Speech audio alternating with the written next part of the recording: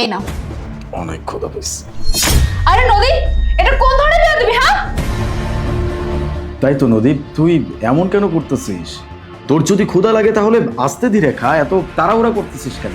Sir আসলে লজ্জা করে না? মালিকের মুখের সামনে থেকে খাবার কেড়ে নিয়ে খাস কি?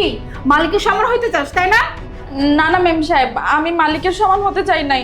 আমি তো শুধু স্যারের সাথে একটু কথা বলতে চাইছি। চুপ, একদম চুপ। এই স্যারের সাথে তোর কিসের কথা রে? কিসের কথা? তোকে আমি এই বাড়িতে কাজ দিয়েছি, তোকে আমি খাওয়াচ্ছি, পড়াচ্ছি, তোর এত বড় উপকার করলাম, আর তুই কিনা আমার স্বামীর মুখ থেকে খাবার কেড়ে নিয়ে খাচ্ছিস? না না মেম সাহেব, আমি আপনাকে উপকারের কথা ভুলা যাই নাই, কিন্তু স্যার আপনারে আমার কিছু বলার আছে।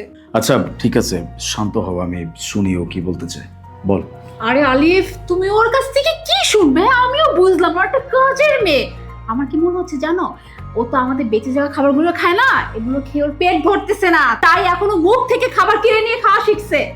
না না স্যার, আমি আপনার সমান হতে চাই নাই। আমি শুধু এই খাবারটা খাইছি আপনার জীবন বাঁচানোর জন্য। কি? আমার জীবন বাঁচানোর জন্য মানে? আমি কিছু বুঝতে পারলাম না।